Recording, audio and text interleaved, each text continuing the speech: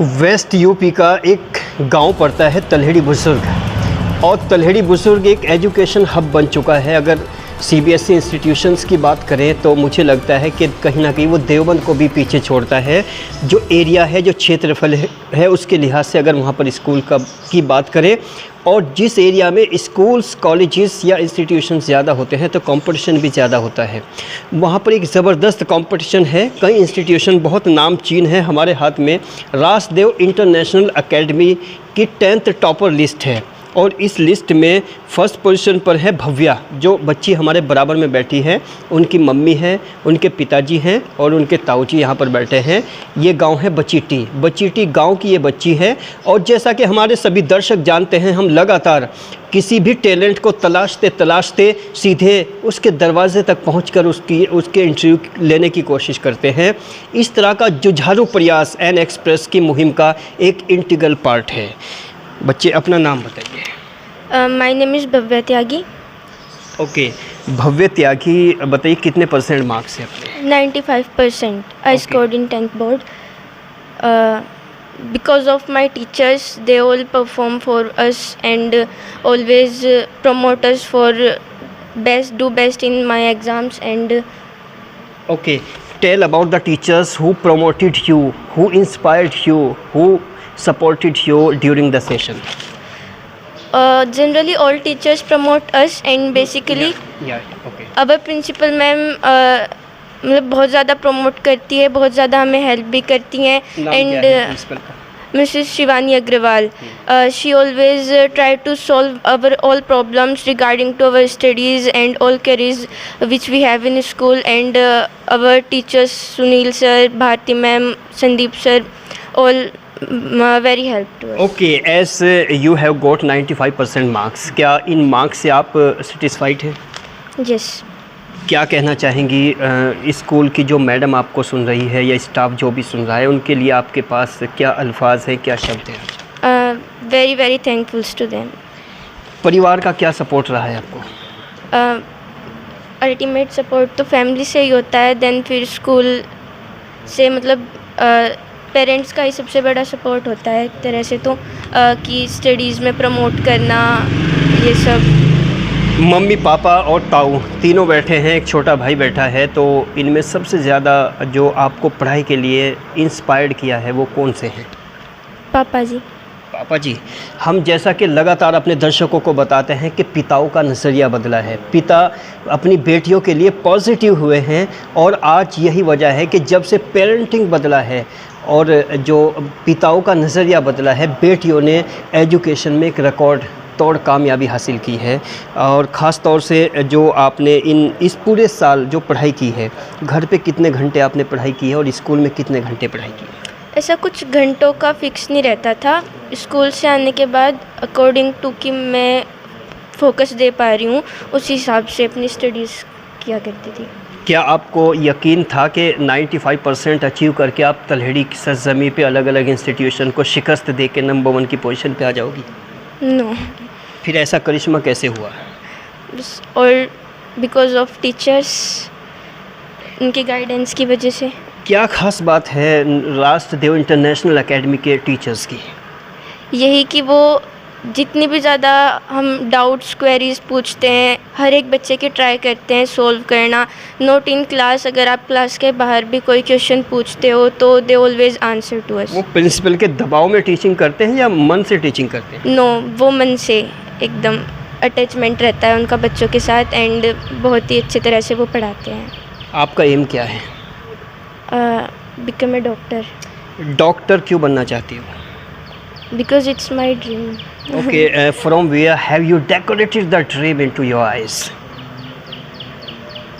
भैया ने इंस्पायर किया है बहुत ज़्यादा। भैया डॉक्टर हैं? हाँ जी, वो डॉक्टर फील्ड में ही है। किस बात से भैया की इंस्पिरेशन मिली है कि मुझे डॉक्टर ही बनना चाहिए? लगता है ऐसा मतलब। कभी किसी डॉक्टर से मिली हो? नहीं। आजकल डॉक्टर कैसे होते हैं? पता नहीं, मैं मिली नहीं कभी। किस तरह की डॉक्टर बनना चाहती हो? डर्मेटोलॉजिस्ट। नहीं, मतलब बड़ी बड़ी फीस लेने वाली या सेवा करने वाली? सेवा करने वाली। सेवा करके ज़िंदगी कैसे चलेगी? I want to serve. वो तो गवर्नमेंट तो उतना पे करेगी ही ना कि I can survive my family betterly and all that. Government job में, गवर्नमेंट हॉस्पिटल में आप सेवा देना चाहते हैं, यस। लेकिन बहुत सारे गवर्नमेंट हॉस्पिटल में जो डॉक्टर्स होते हैं वो अपनी प्राइवेट क्लिनिक भी खोलते हैं, वहाँ तवज्जो कम देते हैं, प्राइवेट पे ज़्यादा। तो इस तरह तो नहीं करोगी? ये तो फ्यूचर प्लानिंग है। पापा ने कभी, पापा इतना पैसा खर्च कर देंगे, कभी बात हुई है इस बारे में? हाँ जी हुई है। चलिए मम्मी से पूछते हैं, मम्मी क्या कहना चाहेगी बेटी की कामयाबी पर? जी बस इतनी तो उम्मीद नहीं थी जी, लेकिन हौसला अच्छा रखा, पढ़ाई अच्छी करी, बस यही हम इससे यही उम्मीद थी। क्या आप सोच सकते थे कि 95 यानी 95% नंबर वो बच्ची ले आएगी? जी मुझे तो उम्मीद थी। आप भी डॉक्टर ही बनाना चाहती हो इनको? जी। चलिए पापा क्या सोचते हैं, आप बताइए क्या सोचते हैं बच्ची के लिए? मेरी सोच ये आज के अब कामयाब हो जा अच्छी, बस यही सोच है जी, और कोई सोच नहीं। डॉक्टर जो मेडिकल प्रोफेशन है बहुत कॉस्टली है, बहुत महंगा है, तो उस प्रोफेशन के लिए तैयार है पैसा पूरा इन्वेस्ट करने को? हाँ जी, बस कामयाब भी चली जाए तो कोई दिक्कत नहीं है। एक बच्ची ने जो इतने खूबसूरत ख्वाब पाले हैं इस कम उम्र में, तो क्या आपको एहसास है कि वो कितने बड़े ख्वाब देख रही है? बिल्कुल जी। किस तरह से एहसास है? बस इसकी पढ़ाई के, इसकी मेहनत के हिसाब से एहसास ऑटोमेटिक दिख रहा है। ओके, ताऊ जी देखते हैं ताऊ जी क्या सोचते हैं भतीजी के लिए। भतीजी ने 95% नंबर हासिल किए हैं। हाँ जी। तो ताऊ जी इस सफलता पर अपनी खुशी का इजहार कैसे करना चाहिए? हाँ जी, बहुत बढ़िया, बस और क्या, इस तो बढ़िया यार क्या होगा खुशी का। हाँ जी। अच्छा, जैसे आप CBSE स्कूल्स के बारे में जानते हैं कुछ, कैसे किस तरह से पढ़ाई होती है वहाँ पर? नाजी जी के मुझे स्कूल में गान नहीं, अगर वो जाकर जा रहे हैं। हाँ जी, इनके जाने से आप संतुष्ट हैं? बिल्कुल संतुष्ट है जी। कभी इनकी मैडम से मिले हो जो प्रिंसिपल है? हाँ जी, हाँ मिले, बहुत अच्छी किस मैडम इनकी। किस बेस पे कह सकते हो कि अच्छी है? अच्छी, एक इस सभी बड़ी भाभी वहीं पढ़ाई उसी स्कूल में। नहीं, वो अच्छी बात करती है इसलिए अच्छी है? बात नहीं, पढ़ाई भी वहाँ अच्छी हो, पढ़ाई भी हमारे सारे बच्चे उसी में पढ़े। ये 5वें नंबर की, या 4थे नंबर की, वो 5वें नंबर का उसी स्कूल में। तो उन्होंने इंटर कर कर मैं वहीं तक निकले। अपनी हॉबीज़ भी बताइए चलते चलते हैं। हॉबीज़ क्या है? राइटिंग एंड क्या लिखती हो? टीचर्स के बारे में लिखना पसंद करती हूँ। कोई ऐसा कोटेशन जो तुमने खुद लिखा हो एक लाइन में, बिल्कुल लास्ट है, और किसी पर्टिकुलर टीचर के बारे में कुछ कोई स्पेसिफिक लिखा हो? ऐसा तो स्पेसिफिक नहीं लिखा, मैंने महाराणा प्रताप के बारे में ज़रूर लिखा एक है। लाइन में बताइए। जो जन्म दिया अंजनी कोक से वीरव्रती हनुमंता ने, वैसे ही एक सुत जन्मा था बाईजी जयवंता ने। चीज़ें बदल रही हैं, बच्चे बदल रहे हैं, नज़रिया बदल रहा है, सोच बदल रही है, समझ से बाहर है, समझ से परे है कि 10th पास एक स्टूडेंट इतना डेप्थ में जाके कैसे सोचने लगा है। एक फ्यूचर ओरिएंटेड, रिज़ल्ट ओरिएंटेड और टारगेट ओरिएंटेड ये जनरेशन आज की, जो सिर्फ अपने टारगेट को फोकस करना जानती है।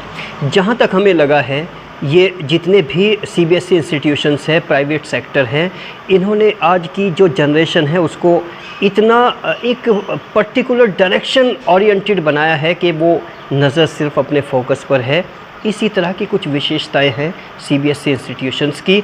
इन विशेषताओं को लोग क्या नाम देंगे वो तो हम अपने दर्शकों पर छोड़ते हैं, और इसी तरह की रिपोर्ट हम आप तक पहुंचाते रहेंगे। बने रहिए N एक्सप्रेस के साथ। मैं मोहम्मद अकरम अपने साथी आस मोहम्मद के साथ विदा लेता हूं। बने रहिए।